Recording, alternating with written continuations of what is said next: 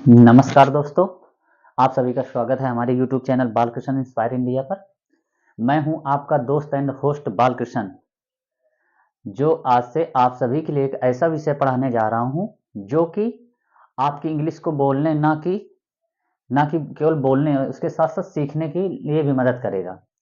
तो आइए दोस्तों, हम बात कर रहे हैं आज टेंस की। ठीक है।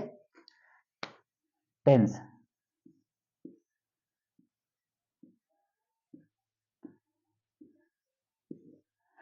टेंस एक अंग्रेजी का ऐसा पार्ट है जिसके बिना पूरी अंग्रेजी अधूरी सी अर्थात बेजान सी होती है। टेंस अंग्रेजी का एक तरह से आत्मा बोल सकते हैं। ठीक है।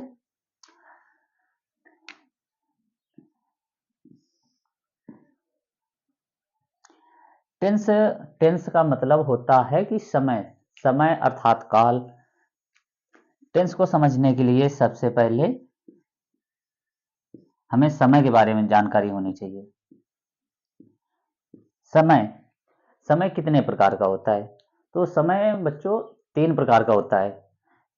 वर्तमान काल जो चल रहा है, भूतकाल जो बीत गया है, भविष्य काल जो भविष्य में आने वाला है, जो भविष्य के गर्भ में है, जिसको हम लोग बोल देते हैं कल, आने वाला कल। ये हो गया भविष्य काल, बीत गया। ये भूतकाल जो चल रहा है, वर्तमान में जहां हम हैं जो चल रहा है उसको वर्तमान काल कहते हैं। ठीक है।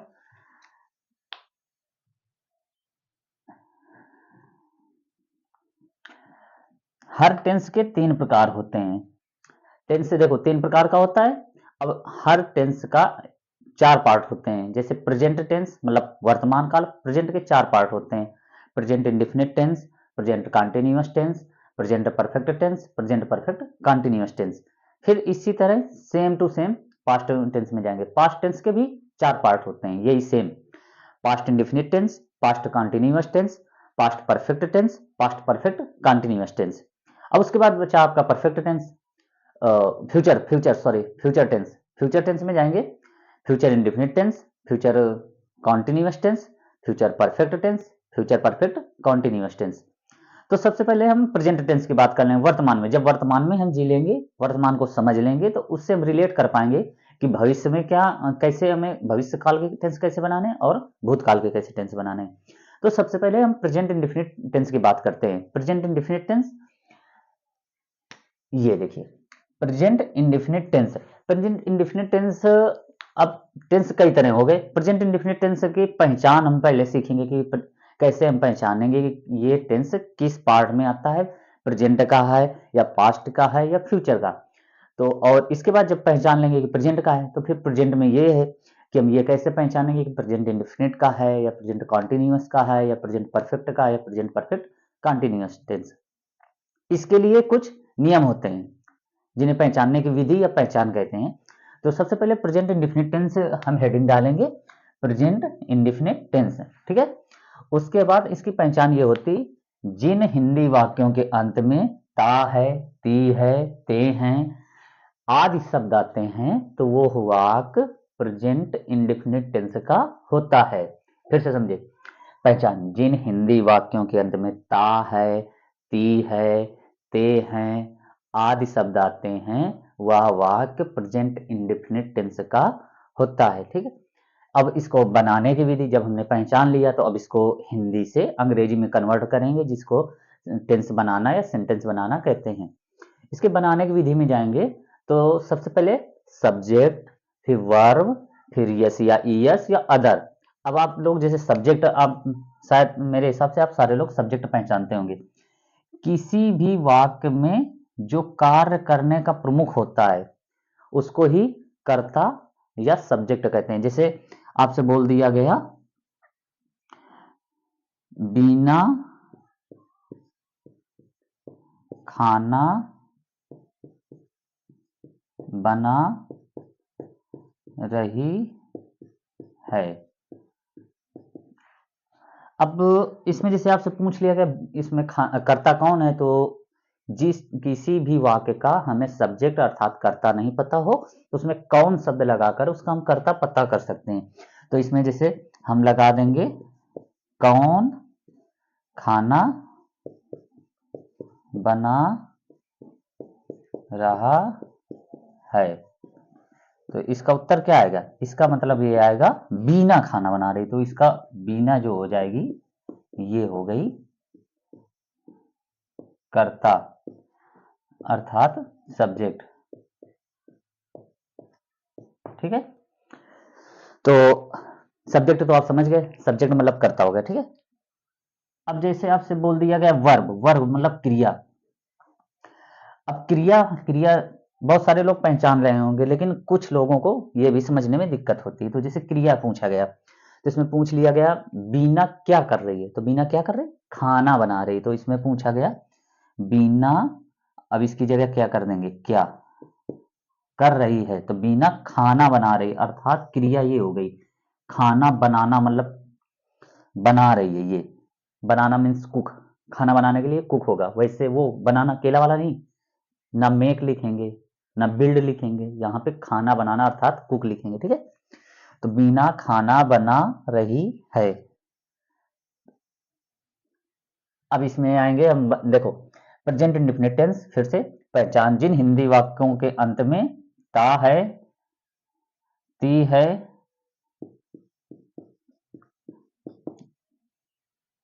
ये बीना खाना बनाती है, जिन हिंदी वाक्यों के अंत में ता है, ती है, ते हैं आदि शब्द आते हैं, तो ती है लास्ट में आ रहा है, तो ये किस किस टेंस का वाक्य है, ये प्रेजेंट इंडेफिनिट टेंस का वाक्य है। तो अब इसके बनाने की विधि में जाएंगे। सब्जेक्ट, सब्जेक्ट इसमें क्या है, बीना, तो सबसे पहले बीना की मीनिंग बनाएंगे, बीना।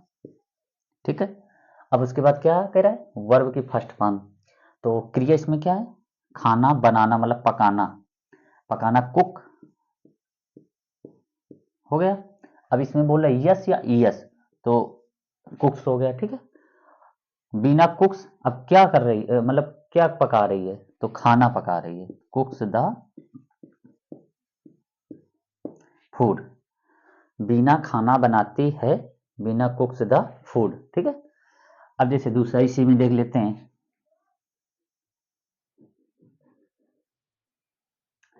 सीता संगीत गाती है, तो सबसे पहले सब्जेक्ट, सब्जेक्ट सीता हो गया, सीता वर्ब की फर्स्ट फॉर्म, गाना मीन्स वो गान मतलब क्रिया, वो गाना नहीं, सॉन्ग वाला नहीं, गाना, sings song, sings song, sings या द सॉन्ग कर दो। ठीक है, या केवल सॉन्ग कर दो, कोई दिक्कत नहीं। ठीक, सिंग्स द सॉन्ग। ठीक है, अब जैसे ये तो सिंपल हो गया। अब इसी में आपको निगेटिव मतलब नकारात्मक, जिसमें नहीं का उपयोग किया गया हो, उस टेंस को हम कैसे बनाएंगे, तो इसकी हेल्पिंग वर्ब आप लिख लीजिए डू या डज,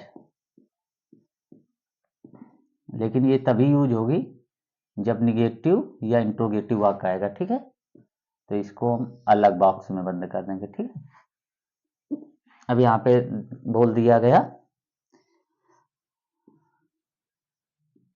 बच्चे नहीं पढ़ते हैं। ठीक है, बच्चे नहीं पढ़ते हैं, तो इसका क्या बनाएंगे, इसका नियम ये हो जाएगा, फिर सब्जेक्ट सबसे पहले, सब्जेक्ट, ओ सॉरी, सब्जेक्ट में इसमें ये हो गए बच्चे, तो चिल्ड्रेन, चिल्ड्रेन का या द चिल्ड्रेन कर दीजिए, द चिल्ड्रेन, द चिल्ड्रेन। अब इसमें बच्चे, एक बच्चे की बात नहीं, बहुत सारे बच्चों की हो रही बात, तो इसमें डू लगेगा, डू नॉट रीड। अब इसमें डू या डच का उपयोग बताते हैं आपको। ठीक है,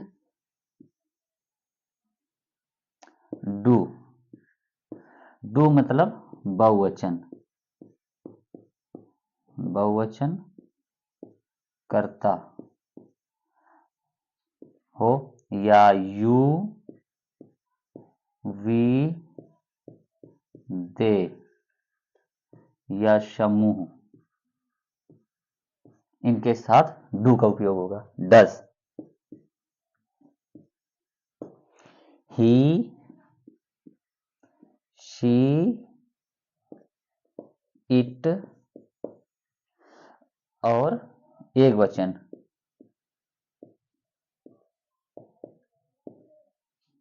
या नाम। राइटिंग पे मत जाइए बच्चों, ठीक है, समझने की कोशिश करिए, मेरा राइटिंग में हाथ थोड़ा सा तंग है।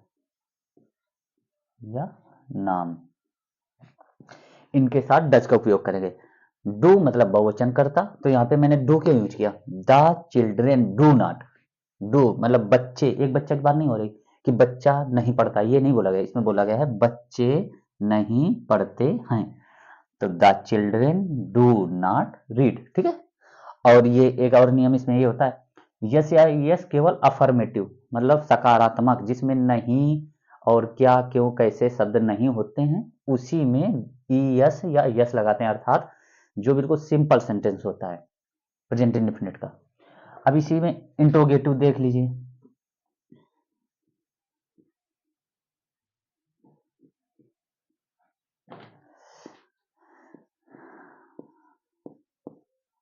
क्या तुम रामायण पढ़ते हो, ये लगाएंगे, क्वेश्चन मार्क जरूर याद रखिएगा। तो अब देखो, जहां पर क्वेश्चन मतलब प्रश्नवाचक शब्द से वाक्य की शुरुआत होती है, जहां पर प्रश्नवाचक वाक्य शब्द से वाक्य की शुरुआत होती है, वहां पर सबसे पहले हेल्पिंग वर्ब लिखेंगे, उसके बाद आपका सब्जेक्ट आएगा, ठीक है।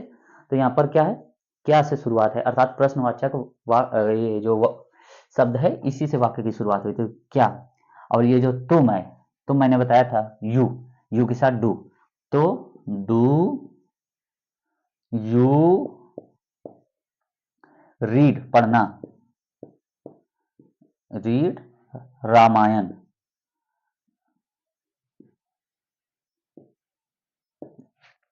डू यू रीड रामायण, ठीक है। ये फिर से आते हैं, प्रेजेंट इंडेफिनिट टेंस, इसकी पहचान, जिन हिंदी वाक्यों के अंत में ता है, ती है, ते हैं आदि शब्द आते हैं, वह वाक्य प्रेजेंट इंडेफिनिट टेंस का होता है। इसकी बनाने की विधि होती है सब्जेक्ट प्लस वर्ब की फर्स्ट फॉर्म प्लस यस या ईएस। इसकी हेल्पिंग वर्ब केवल निगेटिव और अफर्मेटिव में प्रयोग करेंगे, जिसकी सहायक क्रिया होती डू या डज। इसका एक उदाहरण देखते हैं, सीता संगीत गाती है, सीता सिंग्स द सॉन्ग, ठीक है। इसका अफर्मेटिव ये इंट्रोगेटिव सेंटेंस देखते हैं, क्या तुम रामायण पढ़ते हो, डू यू रीड रामायण, ठीक है, दाने लगे। अब इसमें डू का प्रयोग बहुवचन करता, यू वी दे या कोई समूह हो गया, उसमें हम डू का प्रयोग करेंगे। Does, does he see it, और किसी का नाम हो गया एक वचन कर्ता के साथ हम डज का उपयोग करते हैं, ठीक है। अब आते हैं हम प्रेजेंट कॉन्टिन्यूअस टेंस पे। प्रेजेंट कॉन्टिन्यूअस टेंस का मतलब होता है किसी कार्य की निरंतरता को बताना, अर्थात इसमें किसी कार्य के चलते रहने की अनुभूति होती है, वहीं पे प्रेजेंट कॉन्टिन्यूअस टेंस होता है, अर्थात कॉन्टिन्यूअस होता है, ये या तो वो प्रेजेंट होगा या पास्ट होगा या तो फ्यूचर। अब प्रेजेंट कॉन्टिन्यूअस की हम सबसे पहले बात करेंगे, प्रेजेंट प्रेजेंट कॉन्टिन्यूअस टेंस, जिन हिंदी वाक्यों के अंत में, जिन हिंदी वाक्यों के अंत में रहा है, रही है, रहे हैं आदि शब्द आते हैं, फिर से सुनिए, जिन हिंदी वाक्यों के अंत में रहा है, रही है, रहे हैं शब्द आते हैं, वह वाक्य प्रेजेंट कॉन्टिन्यूअस टेंस का होता है, ठीक है। अब इसके बनाने की विधि फिर से हम पढ़ेंगे, subject plus is am are, is लगाएंगे या तो एम लगाएंगे या तो आर लगाएंगे, ये अभी आपको हम समझाते हैं बाद में कि इज कहां लगेगा, एम कहां लगेगा, आर कहां लगेगा, ठीक है। Is am are plus verb की फर्स्ट फॉर्म प्लस आईएनजी और प्लस अदर, अदर मतलब जैसे अभी मैंने बताया था कि क्या तुम रामायण पढ़ते हो, तो रामायण अदर शब्द में आ गया, वो ना ही क्रिया है ना ही करता है, तो इसी में जैसे बोल दिया जाएगा क्या तुम कानपुर जा रहे हो, तो कानपुर इसमें अदर शब्द में आ जाएगा, वो भी बाद में समझाते हैं, समझ जाएंगे आप।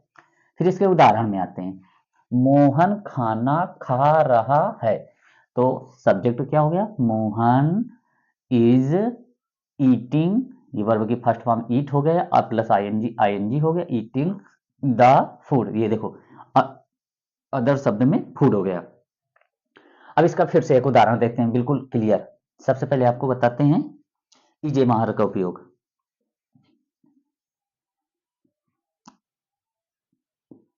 इज इज एक वचन जिसको हम सिंगुलर बोल देते हैं, ठीक है। एक वचन कर्ता प्लस ही सी इट या नाम। इज अब हो गया एम, एम केवल आई अर्थात मैं के साथ यूज होगा, ठीक। आर, आर तो आप लोग समझते ही होंगे, बचे हुए अन्य कर्ताओं के साथ, जैसे बहुवचन हो गया,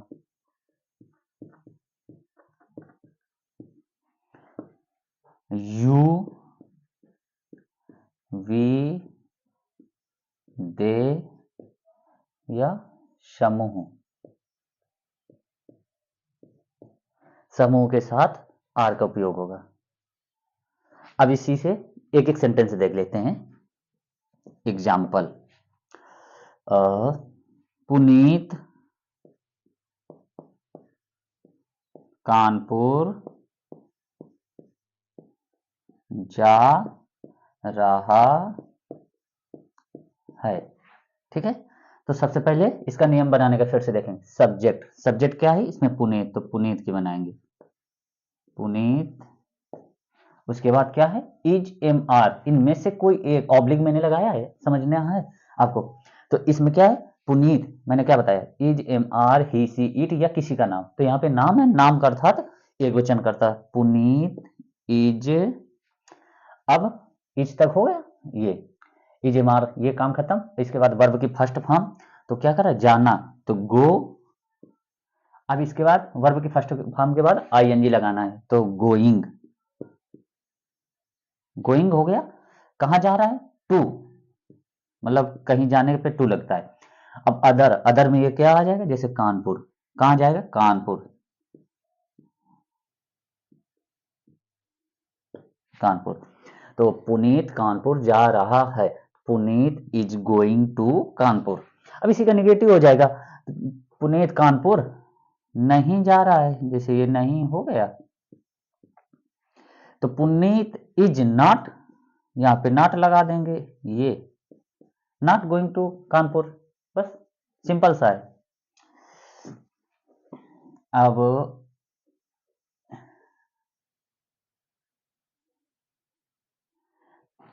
क्या मैं, इंट्रोगेटिव में आ रहा हूं, क्या मैं खाना खा रहा हूं? तो देखो इंट्रोगेटिव सेंटेंस है, तो इसमें सबसे पहले मैंने बताया था, किसी भी टेंस में हो जिसमें प्रश्नवाचक शब्द से वाक्य की शुरुआत होती है, तो उसकी मीनिंग कभी नहीं लिखी जाती उस प्रश्नवाचक वाक्य शब्द की, उसकी जगह हेल्पिंग वर्ब आएगी।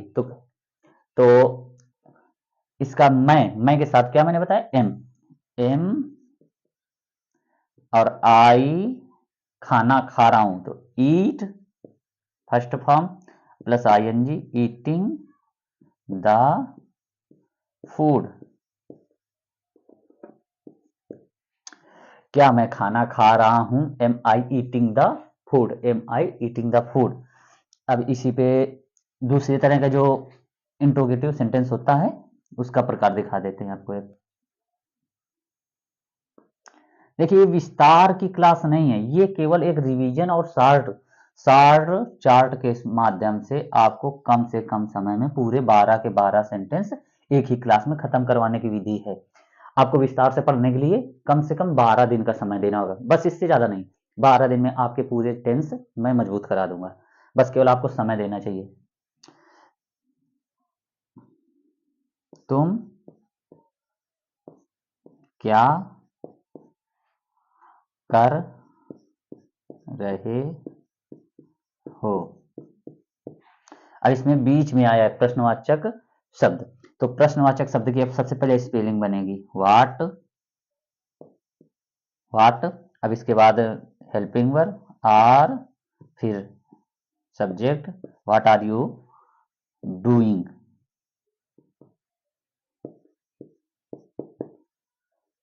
ठीक है, व्हाट आर यू डूइंग। तो फिर से हम देखेंगे प्रेजेंट कंटिन्यूअस टेंस, जिन हिंदी वाक्यों के अंत में रहा है, रही है, रहे हैं आदि शब्द आते हैं वह वाक्य प्रेजेंट कंटिन्यूअस टेंस का होता है। इसको बनाने की विधि है subject plus is, am, are plus verb की फर्स्ट फॉर्म प्लस आईएनजी, उसके बाद अदर्स जो भी आएगा। इसका एक सिंपल उदाहरण देखते हैं। मोहन खाना खा रहा है, Mohan is eating the food. इसका इंटरोगेटिव सेंटेंस का एक एग्जांपल देख लेते हैं। तुम क्या कर रहे हो, what are you doing. Is, इसका उपयोग एक वचनकर्ता के साथ ही, सी, इट और या किसी का नाम होता है उसके साथ एम, एम का मतलब मैं के साथ एम केवल यूज होगा, आई जिसको बोलेंगे। और फिर आर बहुवचनकर्ताओं के साथ, यू, वी, दे या किसी समूह के साथ हम आर का उपयोग करते हैं। ठीक है, अब हम बात करेंगे प्रेजेंट परफेक्ट टेंस की। Present perfect tense, present perfect tense के पहचानने की विधि में जाएंगे। इसको हम पहचानेंगे कैसे कि ये प्रेजेंट परफेक्ट है या कौन सा परफेक्ट है। ठीक है, तो प्रेजेंट परफेक्ट टेंस जिन हिंदी वाक्यों के अंत में चुका है, चुके हैं, चुकी है आदि शब्द आते हैं वह वाक्य प्रेजेंट परफेक्ट टेंस होता है। फिर से सुनिए, जिन हिंदी वाक्यों के अंत में चुका है, चुकी है, चुके हैं आदि शब्द आते हैं वह वाक्य प्रेजेंट परफेक्ट टेंस होता है। इसको बनाने की विधि में जाएंगे। सब्जेक्ट प्लस इसकी हेल्पिंग वर्ब ये हो जाएगी हैज या हैव, इनमें से एक लगेगी, हैज या हैव प्लस वर्ब की थर्ड फॉर्म प्लस अदर। अब इसका एक उदाहरण देख लेते हैं। सुनील पुस्तक पढ़ चुका है, Sunil has read the book, रीडेन, रीड, रेड, रीड।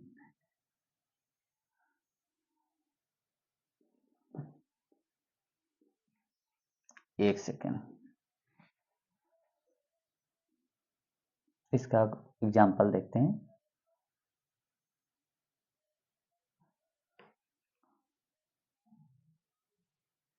तुम घर जा चुके हो, यू सब्जेक्ट हो गया यू। अब इसके बाद हैज या हैव लगेगा, यू बहुवचन है तो हैव, वर्ब की third form go went gone, go went gone third form, you have gone house, you went gone to house, H O you,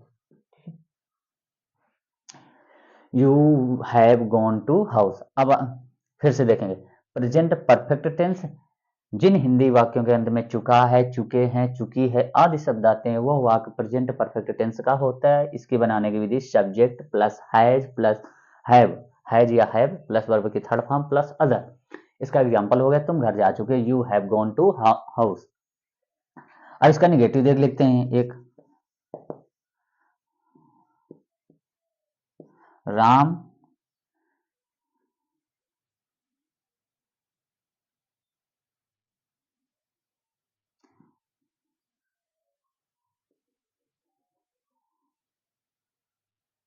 Ram Kanpur नहीं जा चुका है। तो इसका क्या हो जाएगा, सब्जेक्ट, सबसे पहले subject Ram has not go went gone to Kanpur. ठीक है, तो सबसे पहले सब्जेक्ट राम, उसके बाद हैज या हैव की जगह हैज हो गया, और इसके बाद नेगेटिव शब्द जो आएगा नॉट, नॉट, और फिर वही वर्ब की third form plus other, gone to Kanpur. ठीक है, फिर से समझेंगे। प्रेजेंट परफेक्ट टेंस जिन हिंदी वाक्यों के अंत में चुका है, चुकी है या चुके हैं आदि शब्द आते हैं वह वाक्य प्रेजेंट परफेक्ट टेंस का होता है। इसके बनाने की विधि सब्जेक्ट प्लस हैज या हैव वर्ब की थर्ड फॉर्म प्लस अदर। तुम घर जा चुके, you have gone to house. Ram Kanpur नहीं जा चुका है, Ram has not gone to Kanpur. अब इसके बाद हम बात करेंगे प्रेजेंट परफेक्ट कंटिन्यूअस टेंस की। Present perfect continuous tense, present perfect continuous tense का मतलब ये है जहां पे कंटिन्यूअस शब्द लग जाए उसका मतलब ये हो जाता है किसी कार्य की निरंतरता, चलते रहने की अवधि को बताता है, उसकी अवस्था को बताता है। और प्रेजेंट परफेक्ट कंटिन्यूअस टेंस का मतलब ये है कि किसी कार्य की निरंतरता को तो बताता ही है, उसके साथ उस कार्य के प्रारंभ होने का भी समय दिया गया होता है, उसकी व्याख्या दी गई होती है। वही प्रेजेंट परफेक्ट कंटिन्यूअस टेंस है, जिसको समझने के लिए हम पहचान देखिएगा। प्रेजेंट परफेक्ट कंटिन्यूअस टेंस, इसकी पहचान जिन हिंदी वाक्यों के अंत में से रहा है, से रही है, से रहे हूं आदि शब्द आते हैं। जिन हिंदी वाक्यों के अंत में से रहा है, से रही है, से रहे हूं आदि शब्द आते हैं, वह वाक्य प्रेजेंट परफेक्ट कंटिन्यूअस टेंस का होता है। इसके बनाने की विधि देखेंगे। सब्जेक्ट इसकी हेल्पिंग वर्ब हो जाएगी हैज, हैव, हैज या हैव प्लस बीन, हैज या have plus been, been mandatory है, सब पे लगेगा, ये आवश्यक है। सब्जेक्ट हैज या have plus been plus verb की फर्स्ट फॉर्म प्लस आईएनजी, और उसके बाद प्लस सिंस या फॉर प्लस अदर। ठीक है, तो अब इसका उदाहरण देखें। तुम 2 घंटे से बोल रहे हो, तो देखो रहे हो, इसमें रहे हो शब्द आया, ये रहे हो, और इसमें 2 घंटे से मतलब कार्य चल भी रहा है, मतलब बोल रहे हो, मतलब अभी बंद नहीं किया, अब भी आप बोल रहे हैं, सॉरी 2 घंटे से, तो मतलब कार्य जब प्रारंभ हुआ 2 घंटे से वो बता रहा है, लेकिन इसमें ये नहीं बताया गया किस 2 घंटे से, पिछले 2 घंटे से या कौन से 2 घंटे से। तो एक चीज और समझना है आप लोगों को, देखो सिंगुलर के साथ हैज है और प्लूरल के साथ हैव, वो तो आप समझ ही गए होंगे। इसमें सिंस और फॉर में बच्चे कंफ्यूजन रहता है स्टूडेंट्स को। तो सिंस, सिंस का मतलब होता है निश्चित समय, निश्चित समय, जैसे 9 बजे से 10 नवंबर से, पिछले साल से, या पिछले घंटे से, इस तरह बोला जाए तो उसमें सिंस लगता है, अर्थात एक निश्चित हो गया, जैसे निश्चित हो गया पिछले सप्ताह से या सोमवार से, तो ये एक निश्चित होता है। अब इसमें जैसे बोल दिया गया 2 घंटे से, तो इसमें अनिश्चित हो गया, ये कौन से 2 घंटे किसी को नहीं पता, अनिश्चित समय, 2 घंटे, 1 साल, इसमें पिछले शब्द यूज नहीं किया, तो 1 साल, 1 महीना, 1 सप्ताह, 1 घंटा, 1 मिनट से, तो इसमें जब तक निश्चितता ना हो समय की, वहां पर हम फॉर का उपयोग करते हैं, अजान निश्चित हो जाए वहां पर हम सिंस का उपयोग करते हैं, सिंस। ठीक है, तो अब इसी के हिसाब से एक उदाहरण आपको दिखाएं। तुम घर जा चुके, सॉरी, तुम 2 घंटे से बोल रहे हो, तो यू, इसके बाद have been speaking for 2 hours, you have been speaking for 2 hours. ठीक है, अब फिर इसका एक उदाहरण देख लेंगे। ललिता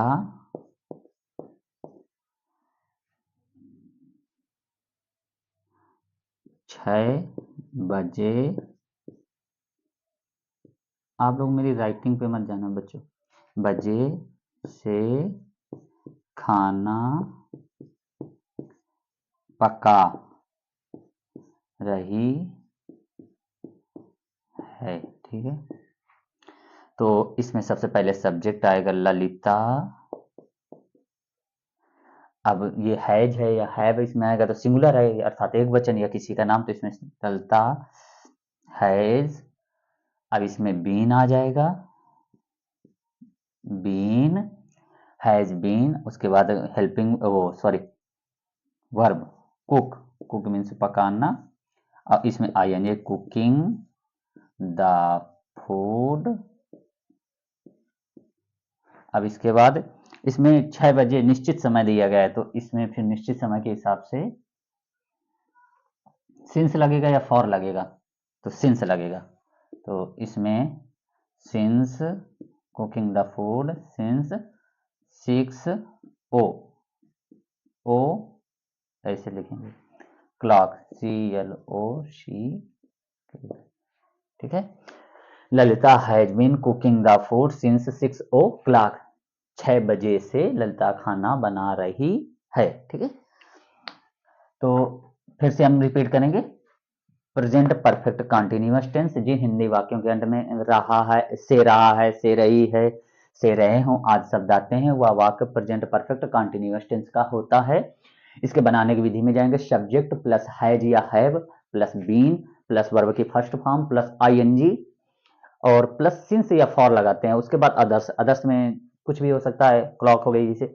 अब तुम 2 घंटे से बोल रहे हो, you have been speaking for 2 hours, ठीक है। ललिता 6 बजे से खाना पका रही है। Lalita has been cooking the food since 6 o'clock, ठीक है।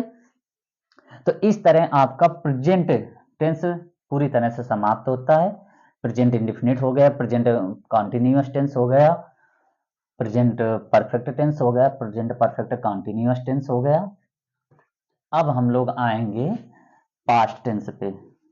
पास्ट टेंस मतलब भूतकाल जो बीत चुका है। पास्ट टेंस की शुरुआत पास्ट इंडिफिनिट से होगी, फिर आएगा पास्ट कॉन्टिन्यूअस, फिर पास्ट परफेक्ट टेंस, फिर पास्ट परफेक्ट कॉन्टिन्यूअस टेंस। इसी तरह फिर फ्यूचर टेंस आएगा, future indefinite tense, future continuous tense, future perfect tense, future perfect continuous tense. सबसे पहले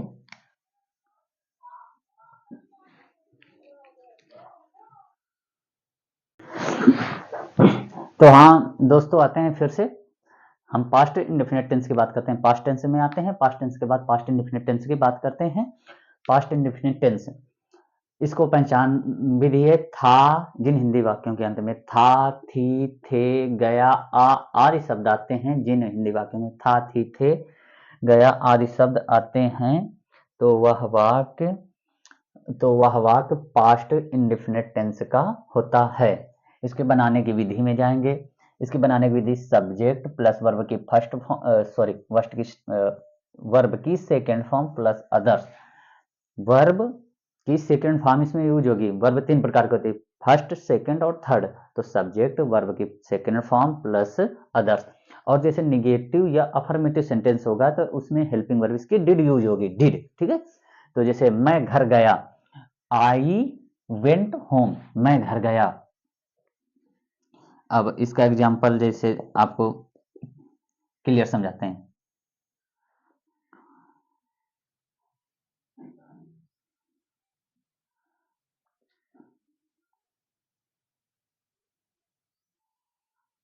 राम कानपुर से आया, ठीक है। इसमें राम सब्जेक्ट हो गया, इसका वर्ब की सेकंड फॉर्म तो आना, कम, केम, कम। तो देखो कम, केम, कम, तो ये थर्ड फॉर्म हो गई। तो इसी को हम फिर से राम कम केम कम, ये थर्ड है एक तरह की वर्ब की थर्ड फॉर्म। राम के कम फ्रॉम, कहां से, कानपुर से, कम फ्रॉम कानपुर। किसी शहर या किसी हॉली पुस्तक, प्रसिद्ध इन चीजों का पुस्तक, जैसे पवित्र पुस्तक हो गई, या किसी शहर या कहीं का नाम होता है तो उसका कैपिटल लेटर से शुरुआत करते हैं, ठीक है। तो past indefinite tense, past indefinite tense की पहचान होती है जिन हिंदी वाक्यों के अंत में था, थी, थे, गया, आदि शब्द आते हैं, वह वाक्य पास्ट इंडेफिनिट टेंस का होता है। इसको बनाने की विधि में जाएंगे। सब्जेक्ट प्लस वर्ब की second form, subject plus verb की second form plus other. Negative में इसकी हेल्पिंग वर्ब डिड उपयोग होगी और इंटरोगेटिव में भी डिड का उपयोग करेंगे। इसका एक उदाहरण देखते हैं। मैं घर गया, आई वेंट होम। तो go went gone, go went gone होता है तो सेकंड फॉर्म की बात हो रही तो इसमें ना ही गो लगेगा और ना ही गॉन लगेगा, तो आई वेंट होम। ठीक है, अब इसी का एक उदाहरण ये हो गया, राम कानपुर से आया। राम कम केम कम, तो वर्ब की थर्ड फॉर्म है, देखने में तो फर्स्ट फॉर्म की तरह है, कम केम कम फ्रॉम कानपुर। ठीक है,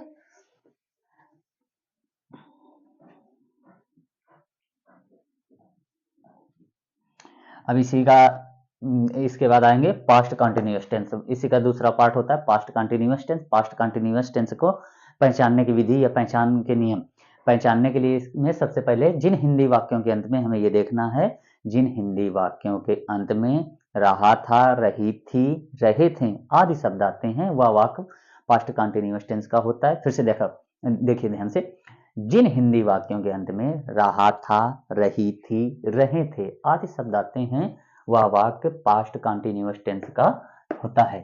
इसको बनाने की विधि में जाएंगे, सब्जेक्ट प्लस हेल्पिंग वर्ब, इसकी वाज या वेयर हो जाएगी, प्लस वर्ब की फर्स्ट फॉर्म प्लस आईएनजी, उसके बाद अदर्स हो जाएगा। ठीक है, इसका उदाहरण एक देखते हैं, वे टीवी देख रहे हैं, तो सब्जेक्ट हो गया दे, और ये बहुवचन है तो दे वेयर, वॉच मीन्स देखना प्लस आईएनजी, वाचिंग टीवी, दे वाचिंग टीवी।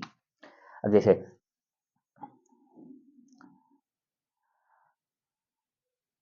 दीपक खाना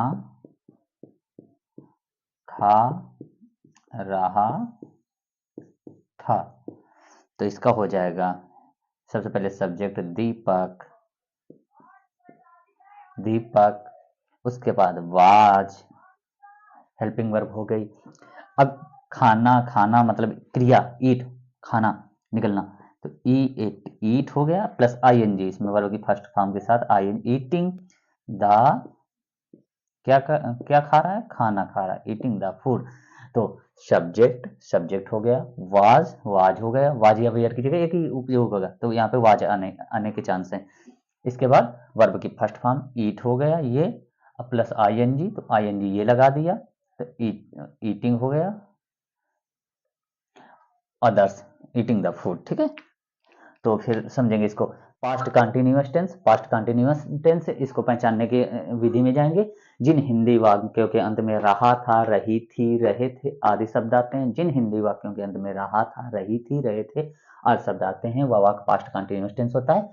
सब्जेक्ट प्लस वाज या वेयर प्लस वर्ब की first form plus ING plus others, वे टीवी देख रहे थे, दे वेयर वाचिंग टीवी, और दीपक खाना खा रहा था, Deepak was eating the food. ठीक है, अब इसके बाद आएंगे हम पास्ट परफेक्ट टेंस में, past perfect tense, past perfect tense को पहचानने के नियम या विधि या तरीका, पास्ट परफेक्ट टेंस को हम पहचानेंगे जिन हिंदी वाक्यों के अंत में चुका था, चुकी थी, चुके थे आदि शब्द आते हैं इत्यादि, तो वह वाक्य पास्ट परफेक्ट टेंस का होता है। चुका था, चुकी थी, चुके थे आदि शब्द आए, वह वाक्य पास्ट परफेक्ट टेंस होता है। पास्ट परफेक्ट टेंस बनाने के नियम, ये बहुत ही सरल टेंस है। देखो, सब्जेक्ट प्लस एक ही इसमें हेल्पिंग वर्ब है, प्लस हैड प्लस वर्ब की थर्ड फॉर्म प्लस अदर्स, इसमें वर्ब की आपको थर्ड फॉर्म का उपयोग करना होगा। उसके बाद जैसे इसका उदाहरण देखेंगे, हम स्कूल से आ चुके थे, तो सब्जेक्ट वी हैड हो गया, वर्ब की first form come from school, we had come from school, तुम घर तुम घर से जा चुके थे, जैसे हो गया तुम घर से जा चुके थे, इसका हम देखेंगे, you had go went gone, you had gone from home, subject plus had plus verb की थर्ड फॉर्म अदर्स में फ्रॉम होम हो गया, तुम घर से जा चुके थे। तो सब फिर से देखेंगे, पास्ट परफेक्ट टेंस, इसको पहचानने के तरीके ये हैं, इन हिंदी वाक्यों के अंत में चुका था, चुकी थी, चुके थे आदि शब्द आते हैं, वह वाक्य परफेक्ट पास्ट परफेक्ट टेंस होता है, इसके बनाने के नियम में जाएंगे। Subject plus had plus verb की थर्ड फॉर्म प्लस अदर्स। हम स्कूल से आ चुके थे, we had come from school. तुम घर से जा चुके थे, you had gone from home. ठीक है, अब इसके बाद हम आएंगे past perfect continuous tense. Past perfect tense, past perfect continuous tense, ये पास्ट टेंस का आखिरी पड़ाव या अंतिम चरण है, आखिरी टेंस है पास्ट टेंस का। तो पास्ट परफेक्ट कॉन्टिन्यूअस टेंस, इसमें किसी कार्य के चलते रहने की, शुरू होने की अवधि बताई गई होती, अवस्था बताई गई होती। से रहा था, से रही थी, से रहे थे आदि शब्द आते हैं। जिन हिंदी वाक्यों के अंत में से रहा था, से रही थी, से रहे थे आदि शब्द आते हैं, वह वाक्य पास्ट परफेक्ट कंटिन्यूअस टेंस होता है। इसको बनाने के लिए, इसके बनाने की विधि में जाएंगे या नियम पे जाएंगे। Subject plus had plus been, उसके बाद वर्ब की first form plus ING plus since या फॉर। निश्चित समय के लिए सिंस, अनिश्चित समय के लिए फॉर लगाएंगे। ये एग्जैक्ट नियम रहेगा, हर एक सेंटेंस पे यही चलेगा, इसमें बदलना नहीं है कुछ। वह 3 घंटे से नहा रही थी, तो वह 3 घंटे से नहा रही थी, तो सबसे पहले सब्जेक्ट सी हैड बीन, और फिर क्या बोला, वर्ब की फर्स्ट फॉर्म बाथ, बाथ हो गया, उसके बाद plus I N G. She had been bathing for 3 hours. ठीक है, वह 3 घंटे से नहा रही थी। तो फिर से पास्ट परफेक्ट कंटिन्यूअस टेंस, जिन हिंदी वाक्यों के अंदर में से रहा था, से रही थी, से रहे थे, सब, इसको बनाने के लिए subject plus had plus been plus verb की first form plus ING plus since plus for. वह 3 घंटे से नहा रही थी, she had been bathing for 3 hours. देखो, टेंस सीखने का सबसे आसान और अच्छा तरीका क्या है कि आपको बहुत ज्यादा मीनिंग से याद करने में, बहुत ज्यादा का मतलब एक दिन में बहुत सारी नहीं, प्रतिदिन आपको 10 से 15 मीनिंग लिखनी है, उन्हीं को याद करनी। एक रफ कॉपी बना लीजिए जिसपे आप ये चार्ट भी बना लेंगे, और उसके बाद उसमें प्रतिदिन 15 मीनिंग लिखिए, उसको सुबह सुबह याद करिए और सुबह सुबह ये चार्ट भी देखिए। और इंग्लिश एक सब विषय नहीं है, इंग्लिश क्या है, विषय नहीं है, इंग्लिश एक भाषा है। और किसी भाषा को सीखने का सबसे आसान तरीका क्या होता है पता है आपको? किसी भी भाषा को सीखने का सबसे आसान तरीका ये होता है कि उसकी लगातार आप प्रैक्टिस करेंगे। प्रैक्टिस के साथ आपको धैर्य बना के रखना होगा, क्योंकि कोई भाषा एक दिन में नहीं आता है। और भाषा सीखने के लिए आपको समय चाहिए। अगर आप समय दे पाते हैं और हमसे जुड़े रहते हैं, तो केवल और केवल आपका थोड़ा सा समय लगेगा, आप इंग्लिश के एक अच्छे स्टूडेंट नहीं बल्कि आप मास्टर हो जाएंगे, मास्टर। लेकिन उसके लिए आपको समय चाहिए और हमसे जुड़े रहना होगा, और धैर्य के साथ प्रैक्टिस भी करना होगा। जो हम बताएंगे वो करना पड़ेगा, और बहुत इंग्लिश को हवा नहीं समझना है। इसके लिए आपको प्रतिदिन निरंतर यही प्रैक्टिस करना है और 10 से 15 माने याद करनी है। इसके बाद जो चीज दी जाएगी होमवर्क वो करिए, और एक दो सेंटेंस हम देंगे, आप लोग सेंटेंस बनाएंगे। उसके बाद घर पे कोई ना कोई एक प्रैक्टिस बुक रख लीजिए, उससे बनाइए। नहीं तो हम इसमें, अब इस क्लास के बाद हम प्रतिदिन एक टेंस एक दिन में किया करेंगे, तो अर्थात 12 दिन में आपके पूरे के पूरे 12 टेंस कंप्लीट करा देंगे। इतने इसमें सेंटेंस हम बनवाएंगे, इतने सेंटेंस प्रैक्टिस करवा देंगे कि आपको अलग से कहीं बनाने की कोई जरूरत नहीं पड़ेगी। केवल आपको इसमें प्रैक्टिस करनी होगी और जो बताएंगे उतना करना होगा। ठीक है, तो अब क्या बचा, देखो आपका प्रेजेंट हो गया, पास्ट हो गया, अब बचा future tense. Future tense, future tense के बारे में आपको बताते हैं, आइए। हाँ, तो दोस्तों आते हैं फ्यूचर फ्यूचर टेंस में। फ्यूचर टेंस का सबसे पहले शुरुआत करेंगे फ्यूचर इंडेफिनिट टेंस से। फ्यूचर इंडेफिनिट टेंस से शुरू करने के लिए उसको पहचानेंगे हम। Future indefinite tense, future indefinite tense की पहचान क्या है? जिन हिंदी वाक्यों के अंत में गा गी गे, जिन हिंदी वाक्यों के अंत में गा गी गे आदि शब्द आते हैं उसको हम फ्यूचर इंडेफिनिट टेंस कहते हैं। इसे बनाने की विधि में जाएंगे। Subject plus will plus shall plus verb की third form. Subject plus will plus shall, will या सेल, विल या सेल प्लस वर्ब की थर्ड फॉर्म। ठीक है, तो विल सेल का क्या है? विल, अब विल तो अब सब में यूज कर सकते हैं। पहले सेल का था कि वी मतलब हम, मैं मतलब आई और वी के साथ हम सेल का उपयोग करते थे। लेकिन आधुनिक समय में कुछ वैज्ञानिकों ने, या बोला जाए अंग्रेजी के फिलोसफर लोगों ने, इसका एक तरह से चलन से खत्म कर दे, इसको सर्वमान्य, विल को सर्वमान्य कर दिया गया है। आप किसी के भी साथ विल का उपयोग कर सकते हैं, वो सेंटेंस आपका गलत नहीं माना जाएगा। और प्राय आई और वी के साथ आप शैल भी लगाते हैं तो आपका सेंटेंस पूर्णतया सही माना जाएगा। तो सब्जेक्ट प्लस विल या शैल प्लस वर्ब की थर्ड फॉर्म, हम बाजार जाएंगे, we will go to market. ठीक है, सब्जेक्ट वी विल, देखो हमने हम के साथ विल भी लगा दिया, कोई दिक्कत नहीं, we will go to market. तो फ्यूचर इंडेफिनिट टेंस फिर से देखेंगे, जिन हिंदी वाक्यों के अंत में गा गी गे आदि शब्द आते हैं वह फ्यूचर इंडेफिनिट टेंस होता है। इसको बनाने की विधि में जाएंगे, सब्जेक्ट प्लस विल या शैल प्लस वर्ब की फर्स्ट फॉर्म, हम बाजार जाएंगे, we will go to market. अब आएंगे future continuous tense, future continuous tense में आएंगे, जिन हिंदी वाक्यों के अंत में रहा है, रहा होगा, रही होगी, रहे होंगे, जिन हिंदी वाक्यों के अंत में रहा होगा, रही होगी या रहे होंगे आदि शब्द आते हैं वह वाक्य फ्यूचर कॉन्टिन्यूअस टेंस का होता है। इसको बनाने की विधि में जाएंगे, subject plus will be plus verb की फर्स्ट फॉर्म प्लस आईएनजी, इसमें subject plus will be plus verb की फर्स्ट फॉर्म उसके साथ आईएनजी, जितने भी कॉन्टिन्यूअस जहां जहां लग जाएगा वहां पे आईएनजी लगना ही है, आपको इतना रखना है। ये 60 ट्रिक है, इसको माइंड में बिठा लीजिए। जैसे कोई भी प्रेजेंट कॉन्टिन्यूअस है, पास्ट कॉन्टिन्यूअस है, या पास्ट परफेक्ट कॉन्टिन्यूअस है, प्रेजेंट परफेक्ट कॉन्टिन्यूअस है, ऐसे इसमें देखो फ्यूचर कॉन्टिन्यूअस है या फ्यूचर परफेक्ट कॉन्टिन्यूअस, जहां जहां कॉन्टिन्यूअस मतलब लगातार शब्द लग जाए वहां पर आपको ये याद रखना है कि वहां पर आईएनजी लगाना ही है हमको, चाहे वो निगेटिव हो, अफर्मेटिव हो या इंट्रोगेटिव हो। तो फिर से देखेंगे, subject plus will be plus verb की फर्स्ट फॉर्म प्लस आईएनजी। इसका एक उदाहरण देखें, वह फुटबॉल खेल रहा होगा, he will be playing the football. तो देखो सब्जेक्ट हो गया ही, विल बी और फिर वर्ब की first form play plus I N G playing the football, ये अदर शब्द में आ जाएगा।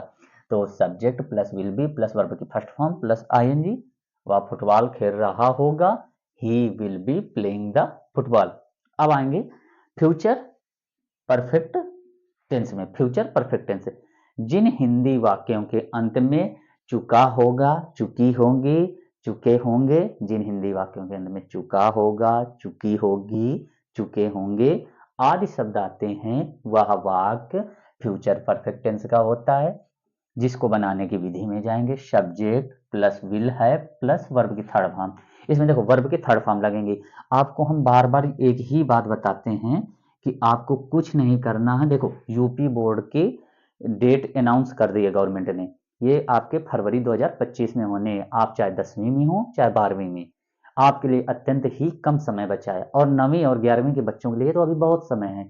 फिर भी आप लोग अच्छे से तैयारी करेंगे तो आपका यूपी बोर्ड का जो बोर्ड एग्जाम होंगे उसमें बहुत अच्छा रिजल्ट जाएगा, जिसके लिए अभी से आपको तैयारी करने की आवश्यकता है। और जिसका अभी 25 में लगा है यूपी बोर्ड, तो उनको क्या करना है, प्रतिदिन कम से कम 15 अलग अलग मीनिंग प्रतिदिन लिखना है। एक रफ कॉपी ले लीजिए, मैं नहीं बोल रहा हूँ कि आप अच्छी और महंगी कॉपी लीजिए, एक रफ कॉपी ले लीजिए 20 रुपए वाली, उसमें 15 मीनिंग लिखिए और प्रतिदिन उनको बोल बोल के लिखना है, बोलना है, याद करना है, मीनिंग के साथ उनकी फॉर्म भी लिखना है, वर्ब की फर्स्ट फॉर्म, सेकंड फॉर्म और थर्ड फॉर्म, इतना प्रतिदिन करिए। 15 मीनिंग, 15 मीनिंग आप कक्षा चाहे 9 में हो या 10 में या 11 में या 12 में, सबको करना है। 15-15 करेंगे, आपके पास 2 महीने का समय, 2 महीने में आपकी बहुत सारी मीनिंग याद हो जाएंगे, 4-4-8 1000 मीनिंग, इसके ऊपर नहीं आएगा क्वेश्चन, इसी से सारा पेपर फंस जाएगा। और इसको इंग्लिश को सीखने का सबसे आसान तरीका है, ये भाषा है एक तरह की, जितना आप मीनिंग अर्थात जितने इसके अर्थ पता होंगे उतना ही आप बोल पाएंगे, उतना अच्छे से लिख पाएंगे, उतना अच्छे से समझ पाएंगे, फिर आपके अंदर कॉन्फिडेंस आएगा। और इसके लिए आपको प्रैक्टिस प्रतिदिन आवश्यक है। और मैंने 3 चार्ट बनाए, तीनों चार्ट आपके एक रफ कॉपी में बने होने चाहिए या फेयर कॉपी में कहीं भी बना लीजिए, नोट्स नोट्स बनाना आवश्यक है। उसके बाद उसको प्रतिदिन 10 से 15 मिनट आप देख लीजिए, ठीक है, और नोट्स बनाते चलेंगे। ये मैंने केवल शॉर्ट ट्रिक में बताया, आपको एक चार्ट के माध्यम से कम समय में पूरे टेंस रिवीजन कैसे करें इसको बताने की कोशिश की। अब जैसे आपको किसी को बेस से बिल्कुल नहीं आ रहा, बिल्कुल ही टेंस नहीं आ रहा, वो डरता है, टेंस कोई हुआ चीज नहीं, उसको समझने के लिए आपको मेरे साथ जुड़ना होगा, समय देना होगा। मात्र 12 दिनों में आपका टेंस का दर डर जो है पूरी तरह से समाप्त कर देंगे। एक टेंस प्रतिदिन एक टेंस का एक पार्ट एक दिन में खत्म करेंगे। जैसे प्रेजेंट टेंस से शुरू करेंगे तो प्रेजेंट इंडिफिनिट की शुरुआत करेंगे तो प्रेजेंट इंडिफिनिट टेंस ही केवल मात्र एक दिन में खत्म करेंगे। फिर प्रेजेंट कॉन्टिन्यूअस, ऐसे करके प्रतिदिन एक एक टेंस खत्म करेंगे। मात्र 12 दिन का आप लोग समय दीजिए। जिसको एक भी नहीं आता टेंस, जिसको आता है बहुत अच्छी बात है, वो केवल इससे रिवीजन करे और उसके बाद जो बता रहे हैं मीनिंग से याद करे, उससे आपका हो जाएगा। फिर से हम आते हैं फ्यूचर परफेक्ट टेंस। जिन हिंदी वाक्यों के अंदर में चुका होगा, चुकी होगी, चुके होंगे आदि शब्द आते हैं, वो वाक्य फ्यूचर परफेक्ट टेंस होता है। इसको बनाने की विधि subject plus will have plus verb की थर्ड फॉर्म। अब देखो वे काम पूरा कर चुके होंगे, ठीक है, चुके होंगे आ गया। अब subject they will have complete, complete हो गया, वर्ब की थर्ड फॉर्म कंप्लीटेड कर दिया गया, the work. They will have completed the work. अब फ्यूचर परफेक्ट टेंस में फ्यूचर परफेक्ट कॉन्टिन्यूअस टेंस में जाएंगे, ठीक है। फ्यूचर परफेक्ट कॉन्टिन्यूअस टेंस, इसमें मैंने बताया था जहाँ कॉन्टिन्यूअस लगेगा वहाँ आईएनजी जरूरी है। तो देखो सबसे पहले यहाँ पे कार्य प्रारंभ होने की अवधि भी दी गई होगी। से रहा होगा, से रही होगी, से रहे होंगे, से रहा होगा, से रही होगी, से रहे होंगे। जिन हिंदी वाक्यों के अंत में से रहा होगा, से रही होगी, से रहे होंगे आदि शब्द आते हैं, वह वाक्य फ्यूचर परफेक्ट कॉन्टिन्यूअस टेंस का होता है। इसको बनाने की विधि में आएंगे, अर्थात फार्मूला में आएंगे, ठीक है। फार्मूला समझेंगे। Subject plus will have been, मतलब subject plus will have been plus verb की फर्स्ट फॉर्म उसके साथ आईएनजी और सिंस या फॉर का उपयोग करते हैं। सिंस मतलब निश्चित समय, फॉर अनिश्चित समय, ठीक है। सब्जेक्ट, सब्जेक्ट देखेंगे, सब्जेक्ट हो गया आई, मतलब इसमें देखो पहले उदाहरण पढ़ेंगे। मैं 5 साल से पढ़ रहा होऊंगा, होऊंगा बोला गया, इसमें रहा होगा, होऊंगा, होगा, ये हो गया, ठीक है। रहा हूँ से पढ़ रहा हूँ, तो मैं 5 साल से पढ़ रहा हूँ। तो इसके लिए देखो नियम, subject I will have been, यहां तक हो गया। उसके बाद क्या बोला, वर्ब की फर्स्ट फॉर्म, तो यहां तक हमने लिख दिया, ये रीड हो गया, ठीक है। रीड प्लस आईएनजी, तो इसमें आईएनजी के लिए नियम बताया गया है, तो ये आईएनजी लगा दिया, ठीक है। I will have been reading, इतना हो गया। फॉर, अब सिंस या फॉर का उपयोग करना है, तो ये 5 साल से, अब ये तो नहीं बताया गया पिछले 5 साल की, अगले 5 साल, या कौन से 5 साल, या सन दिया गया होता तो सिंस लगाते। और जब ये अनिश्चित है लेकिन ये पता है कि 5 साल, तो ये अनिश्चित में आएगा, तो रीडिंग फॉर 5 ईयर्स, ठीक है, 5 साल से पढ़ रहा होऊंगा। फिर से एक नजर मारेंगे, फ्यूचर परफेक्ट कॉन्टिन्यूअस टेंस। जिन हिंदी वाक्यों के अंत में से रहा होगा, से रही होगी, से रहे होंगे आदि शब्द आते हैं, वह वाक्य फ्यूचर परफेक्ट कॉन्टिन्यूअस टेंस का होता है। इसके बनाने के नियम होते हैं subject plus will have been plus verb की फर्स्ट फॉर्म प्लस आईएनजी और उसके साथ सिंस या फॉर का उपयोग होता है। इसका एक प्यारा सा उदाहरण आप देख लीजिए, मैं 5 साल से पढ़ा रहा होऊंगा। I will have been reading for 5 years. अब जैसे दे दिया जाए, तुम 6 बजे से सो रहे होगे। इसको आप लोग बनाइए, फिर हम बताते हैं। पहले आप लोग ट्राई करिए बना के, बनाइए।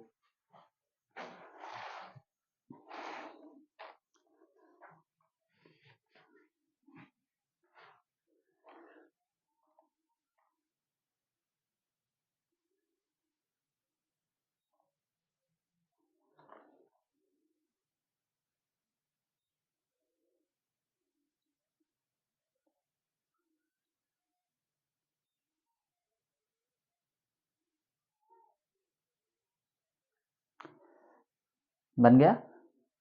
देखिए फॉर्मूला के हिसाब से चलना है। सब्जेक्ट यू, उसके बाद क्या बोल रहा है, we will have been, you will have been. अब उसके बाद वर्ब की फर्स्ट फॉर्म सोना, sleep, sleep plus I N G sleeping अब सिंस या फॉर, अब इसमें बजे 6 बजे दिया है, निश्चित होता है बजना। सिंस 6 o'clock, ठीक है, तुम 6 बजे से सो रहे होगे। You will have been sleeping since 6 o'clock, ठीक है। तो दोस्तों आज की क्लास यहीं तक रखते हैं, ठीक है। और आप लोग एक सेंटेंस देते हैं, देखते हैं कितने लोग उसको बना पाते हैं। बिल्कुल 2 लाइन का, 2 शब्दों का सेंटेंस है। सारे लोग उसको बना के कमेंट बॉक्स पे कमेंट करेंगे और आपको क्लास कैसी लगी ये भी बताएंगे और दोस्तों के साथ शेयर करेंगे, लाइक करेंगे, सब्सक्राइब करेंगे। और जो भी फीडबैक, मेरी जहाँ पे कमियां हो, ये मेरी पहली क्लास है, जो भी गलतियां हो आप लोग उसको बताएं, हम ताकि उसमें सुधार कर सकें और आप लोगों को आगे से अच्छी और क्लास दे सकें। आप लोग हमारे साथ जुड़े रहिए बालकृष्ण इंस्पायर इंडिया के साथ, रोज नए और कुछ नया सीखने के लिए जुड़े रहिए। आप लोग ये टेंस बना के लाएंगे, मात्र इतना। ये जो बना के लाएगा उसको मैं रिप्लाई दूंगा और ये आपको बनाना है, इससे ये पता चलेगा कि आप पूरे 12 के 12 टेंस प्रैक्टिस किए हैं, आप कहाँ फंस रहे हैं, ठीक है। इसको बना के लाएंगे। और दोस्तों अगर आपको क्लास अच्छी लगी तो इसको लाइक करिए, सब्सक्राइब करिए और अपने दोस्तों के साथ, छोटे बच्चों के साथ, भाइयों के साथ, पढ़ रहे बच्चों के, बहनों के साथ, उनके साथ शेयर करिए।